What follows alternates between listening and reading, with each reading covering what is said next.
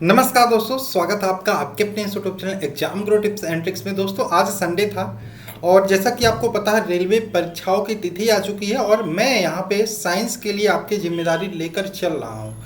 Science में अगर जो एनटीपीसी एग्जाम में बात करें 12 से 15 क्वेश्चंस भी आते हैं तो 90% प्रश्न मैं आपके कवर करा दूंगा, कहीं बाहर नहीं जाने दूंगा। और आपको पता है संडे टू संडे जो सीरीज चलती है वो स्पीडी पब्लिकेशन की बुक से चलती है। एक हिसाब से आप ये जान के ये वीडियो देखिएगा, सारे क्वेश्चन एमसीक्यू टाइप में होंगे कि आपका टेस्ट चल रहा है और आज आपका स्कोर कम से कम 45 प्लस होना चाहिए। इस 50 क्वेश्चन में 45 प्लस होना चाहिए। वीडियो नंबर 8 है, यानी कि कुल मिला के टोटल 400 क्वेश्चन हम कर चुके हैं। पूरे स्पीडी बुक को हम एमसीक्यू टाइप में कवर करेंगे, घबराने की जरूरत नहीं है। एग्जाम से पहले पूरे स्पीडी बुक को हम कवर कर लेंगे, साथ में किरण पब्लिकेशन की बुक के 2000 क्वेश्चंस को हम कवर कर लेंगे। ठीक है, तो किरण पब्लिकेशन की बुक की बात करें, लगभग आपके 900 से ऊपर क्वेश्चन हो चुके हैं। 46 वीडियो अपलोड है 2000 क्वेश्चन की प्लेलिस्ट की, अब जाके उसको जरूर ज्वाइन करिए। साथ में रेलवे ग्रुप डी या फिर एनटीपीसी की बेटर स्टडी के लिए आप हमारे पीडीएफ भी साइंस की ले सकते हैं। उसके लिए आपको लिंक आपको डिस्क्रिप्शन में मिल जाएगा। अभी 30% डिस्काउंट चल रहा है, 30% डिस्काउंट पे। ठीक है, तो लिंक आपको डिस्क्रिप्शन में मिला। पूरी कंप्लीट पीडीएफ आपके रेलवे के अलावा भी कई एग्जामों में ये काम आने वाला। और एक और चीज़, आशा है आप इस वीडियो को शेयर जरूर करेंगे। अगर जो आप हमें पहली बार देख रहे हैं और रेलवे का फॉर्म आपने डाला है तो चैनल को सब्सक्राइब कर लीजिएगा, आपको बहुत फ़ायदा होने वाला है। ठीक है, तो चलिए शुरू करते हैं। एक तरीके से मैंने बोला एमसीक्यू टाइप में सारे क्वेश्चन होंगे, ये सोच के आपको वीडियो देखना कि आपका टेस्ट चल रहा है और आपको मुझे कमेंट बॉक्स में कमेंट करके बताना कि आपने कितना स्कोर सही किया। साथ में हमारा टेलीग्राम ग्रुप है, इसको ज्वाइन करना मत भूलिएगा। तो पहला प्रश्न आपके सामने स्क्रीन पर रहा, तो प्रश्न क्या है, पृष्ठ तनाव की विमा क्या होती है। पृष्ठ तनाव की जो भी क्वेश्चन लगेगा मुझे एक्सप्लेन करना चाहिए, मैं एक्सप्लेन कर दूंगा। ठीक है, वैसे संडे वाले में एक्सप्लेन मैं नहीं करता, डायरेक्ट मैं आंसर बताते चलता हूँ। लेकिन यहाँ पे क्वेश्चन पूछा है पृष्ठ तनाव यानी कि सरफेस टेंशन, सरफेस टेंशन के बीमा आपको बताना है। तो सरफेस टेंशन की बीमा बताने से पहले, कोई भी किसी भी चीज़ के बीमा बताने से पहले आपको उसकी यूनिट पता होना चाहिए। तो यूनिट क्या होता है सरफेस टेंशन का, न्यूटन पर मीटर। न्यूटन यानी कि बल का मात्रक होता है और मीटर, तो बल का मात्रक होता है mL/-2 और यहाँ पे मीटर मतलब यल हो जाएगा, यल से कटा तो m/-2। ये किसका हो गया, पृष्ठ तनाव का विमा हो गया। तो देखो m/-2 तो नहीं दिया है, लेकिन इसमें m/-2 है लेकिन l/0 है, तो l/0 यहाँ पे रख दें तो कोई मतलब नहीं है अगर जो किसी के पावर 0 है। तो यहाँ पे ऑप्शन नंबर बी इसका राइट आंसर हो जाएगा। पृष्ठ तनाव की विमा m/-2 होती है। ठीक है, आगे बात करें, क्वेश्चन नंबर 2 की बात करें, बहुत ही सिंपल क्वेश्चन, बल का सीजीएस पद्धति में मात्रक क्या होता है। देखो 3 पद्धतियाँ होती हैं, एक तो एमकेएस होती है जो करंट टाइम में चल रहा है, जिसका परिवर्तित रूप है एसआई। ठीक है, एसआई यूनिट। अब यहाँ पे एक होता है सीजीएस पद्धति, एक होता है एफपीएस। एफपीएस मतलब फुट पाउंड सेकंड, सीजीएस मतलब सेंटीग्राम सेकंड, और यहाँ पे बात करें एमकेएस मतलब मीटर किलोग्राम सेकंड। ठीक है, तो सीजीएस पद्धति में यहाँ पे मात्रक पूछ रहा है बल का, तो सीजीएस पद्धति में बल का मात्रक होता है डाइन। ऑप्शन नंबर सी इसका राइट आंसर होगा। और यहाँ पे एक बात और ध्यान रखिएगा, अभी आपने किसका बीमा निकाला, पृष्ठ तनाव का, तो बल का बीमा क्या होता है mL/-2, इसको आपको ध्यान रखना है, mL/-2 बल की बीमा होती है। नेक्स्ट बात करें, एक माइक्रोन कितने के बराबर होता है। एक माइक्रोन की पूछ रहा कितने के बराबर होता है, तो माइक्रोन आपको ध्यान रखना है। माइक्रोन दूरी आपको पता है, दूरी की सबसे बड़ी इकाई होती है, सबसे बड़ी इकाई क्या होती है, पारसेक होती है। लेकिन अत्यंत कोई बहुत छोटी चीज़ है, जैसे जीवाणु है, मान लो जीवाणु है, आपको उसका आकार पता करना है, तो आप कैसे पता करोगे, पारसेक से, मीटर से तो पता नहीं कर पाओगे। तो उसके लिए अत्यंत छोटी दूरी की इकाई होती है माइक्रोन। क्या होती है, माइक्रोन, जिसको म्यू से डिनोट करते हैं। ठीक है, अक्सर जीवाणुओं के आकार को नापने में प्रयुक्त किया जाता है और ये जो होता है माइक्रोन, मीटर का 10 लाखवां भाग होता है। कितना, 10 लाखवां भाग होता है। अब मीटर का 10 लाखवां भाग अगर जो हम निकालना चाहोगे तो मीटर का 10 लाखवां भाग यानी कि 1/10 लाख। ठीक, 10 लाख मीटर। अब इसको हम क्या लिख सकते हैं, 1/10⁻⁻6 मीटर। अब 1 माइक्रोन बराबर ये होता है, ये तो आपको पता होगा, लेकिन इसको आप ये इस तरीके से भी तो लिख सकते हो, 0.001 mm। ये भी तो लिख सकते हो। तो यही आपका राइट आंसर हो जाएगा ऑप्शन नंबर डी। ठीक, 0.001 mm इसका राइट आंसर हो जाएगा। ठीक है, आगे बात करें। 1 किलोग्राम राशि का वजन होता है, राशि से कुछ याद है आपको? पिछले कुछ दिनों से चीज़ें वायरल हो रही थी, रसोड़े में कौन था। चलिए इसको हम ध्यान नहीं देते, लेकिन 1 किलोग्राम राशि का वजन पूछ रहा है। तो राशि का वजन कौन था? राशि कौन थी नहीं, ये पूछ रहा हूँ मैं। राशि तो आपको पता होगा कौन था। 9.8 न्यूटन होता है। 1 किलोग्राम राशि का वजन क्या है? 9.8 न्यूटन। ठीक है, आगे बात करें। 1 जूल कितने के बराबर होता है? तो 1 जूल होता है 10 टू द पावर 7 अर्ग। 10 टू द पावर 7 अर्ग के बराबर होता है 1 जूल। ठीक है, आगे बात करें।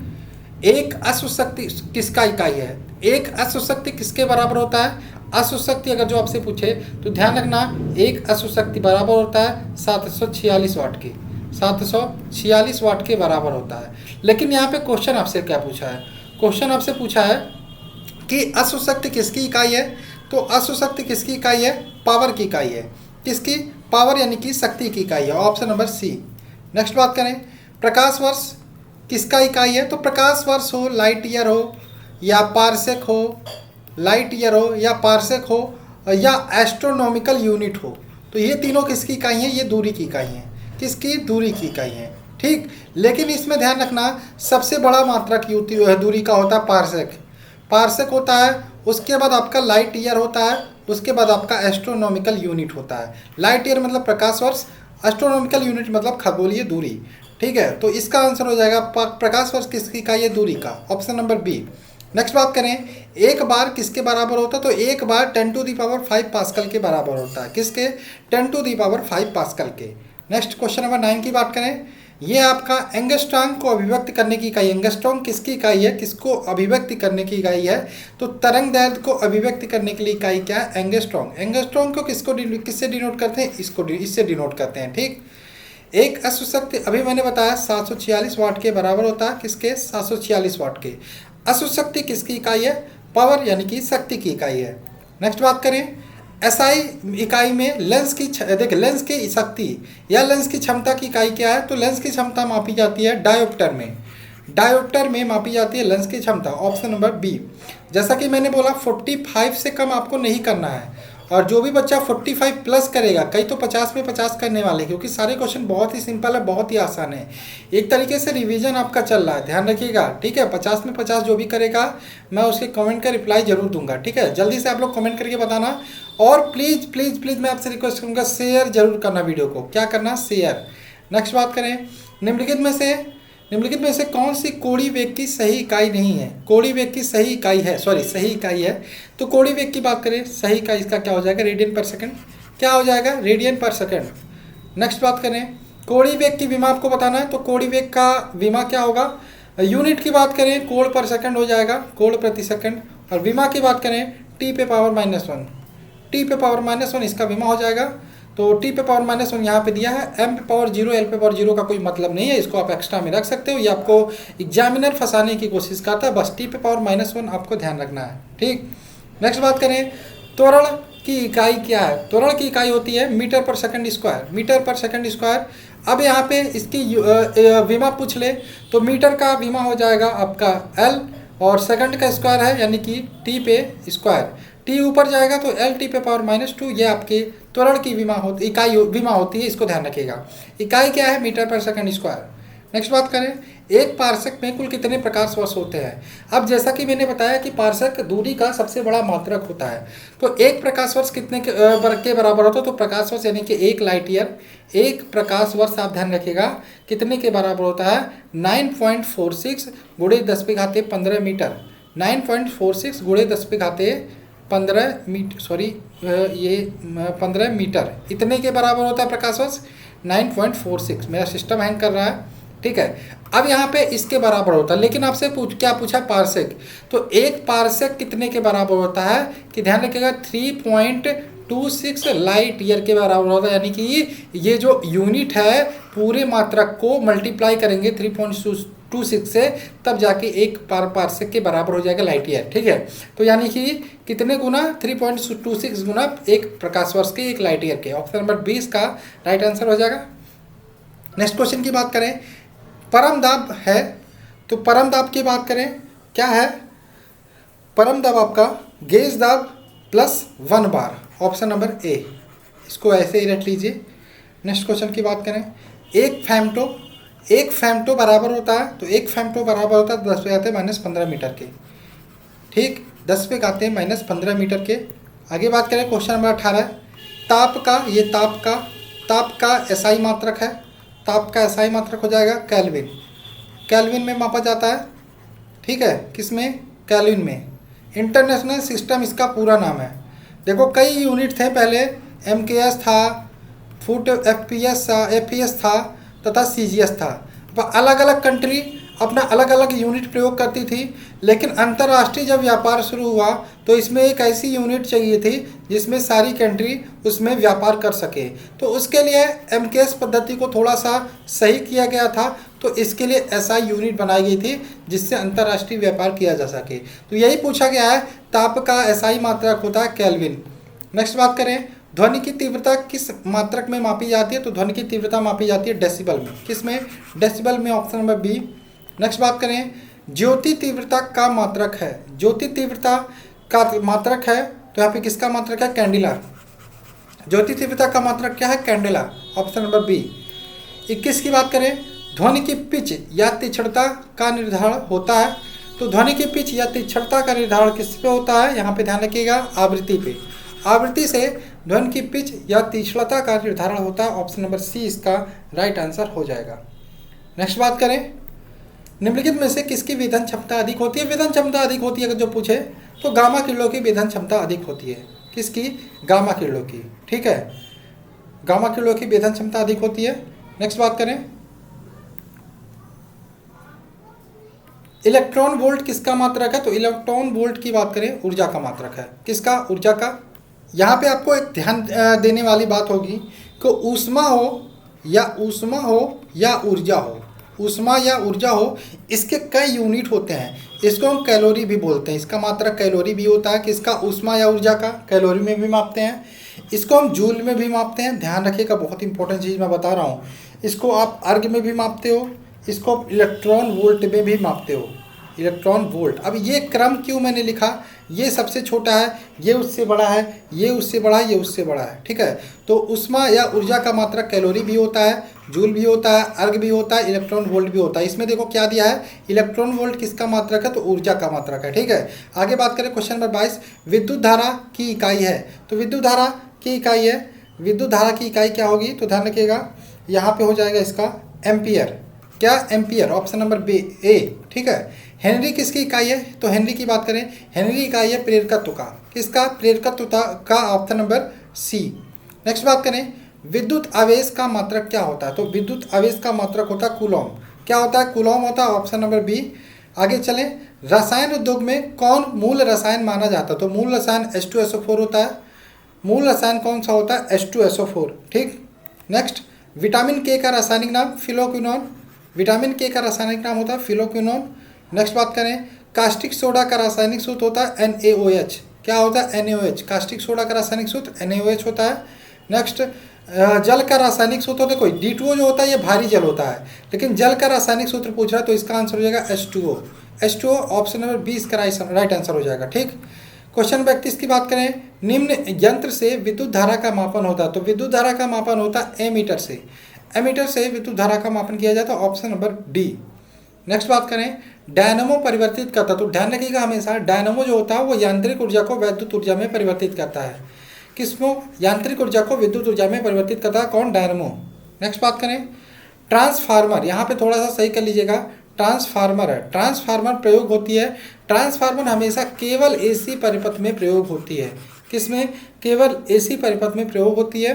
नेक्स्ट बात करें, सूर्य की किरणों की तीव्रता मापने वाले उपकरण को क्या कहते हैं, तो सूर्य की तीव्रता मापने वाले उपकरण को कहते हैं एक्योमीटर, क्या बोलते हैं, एक्योमीटर, एक्योमीटर से सूर्य की तीव्रता मापी जा सकती है।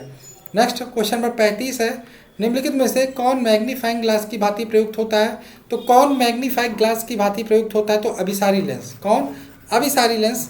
मैग्नीफाइंग ग्लास की भांति अभी आपने देखा होगा बहुत सारे मैग्नीफाइंग ग्लासेस आपके मोबाइल के लिए भी बिकते हैं मार्केट में। मोबाइल यहाँ पे छोटी स्क्रीन रखते हो लेकिन आपको कितने इतने बड़े में दिखाई देता है, तो मैग्नीफाइंग का यही काम होता है।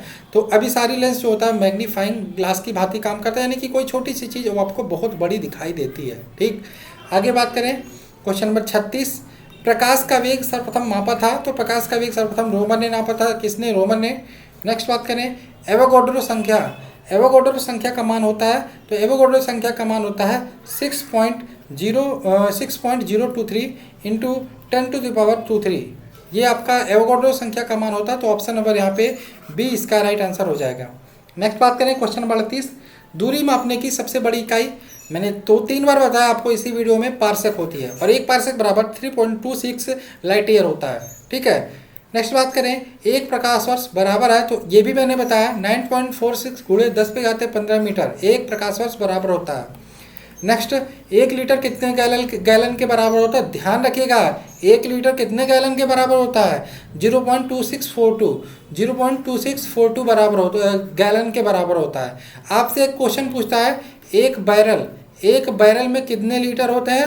तो 159 लीटर होते हैं। ठीक है, ये भी आपको ध्यान रखना है, एक बैरल, ठीक ध्यान रखना 159 लीटर होता है। और 1 लीटर कितने गैलन के बराबर होता है? तो 0.2642 गैलन के बराबर होता है। ठीक, आगे बात करें क्वेश्चन नंबर 41, एक फर्मी में कितना मीटर होता है? तो एक फर्मी में 10⁻⁻15 मीटर होता है। नेक्स्ट है लॉगरिथमिक। आप मैथ पढ़ते हो, इसमें लॉग पढ़ते होंगे, तो लॉगरिथमिक के आविष्कारक कौन है? तो ध्यान रखिएगा लॉगरिथमिक के आविष्कारक हैं जॉन नेपियर। कौन? John Napier. नेक्स्ट बात करें क्वेश्चन नंबर 43, क्वांटम सिद्धांत के प्रतिपादक कौन है? तो क्वांटम सिद्धांत के प्रतिपादक हैं max Planck. Max Planck quantum सिद्धांत के प्रतिपादक थे। नेक्स्ट बात करें क्वेश्चन नंबर 44, वायुमंडल की आर्द्रता मापी जाती है। आर्द्रता यानी कि ह्यूमिडिटी। ह्यूमिडिटी मतलब वायुमंडल में आपके पता है जलवाष्प के कण पाए जाते हैं, तो वही किस पे मापी जाती है? तो ध्यान रखिएगा यहाँ पे हाइग्रोमीटर से। किससे? हाइग्रोमीटर से। बहुत सारे बच्चे कंफ्यूज होते हैं हाइड्रोमीटर और हाइग्रोमीटर से। तो हाइग्रोमीटर से वायुमंडल की आर्द्रता मापी जाती है, हाइड्रोमीटर से जल का आपेक्षिक घनत्व मापा जाता है। क्या? जल का आपेक्षिक घनत्व मापा जाता है। इसको आप ध्यान रखिएगा, कंफ्यूज नहीं होना, आप इसको रट लीजिए।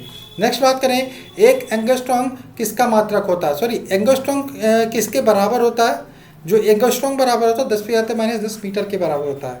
किसके? 10⁻⁻10 मीटर के बराबर होता है। क्वेश्चन 46 की बात करें, किसी पृथ्वी के उपग्रह का कक्षीय वेग किस पर डिपेंड होता है? तो पृथ्वी के उपग्रह का कक्षीय वेग निर्भर होता है कक्षा की त्रिज्या पर। कक्षा की त्रिज्या पर, यानी कि ऑप्शन नंबर ए इसका राइट आंसर होगा।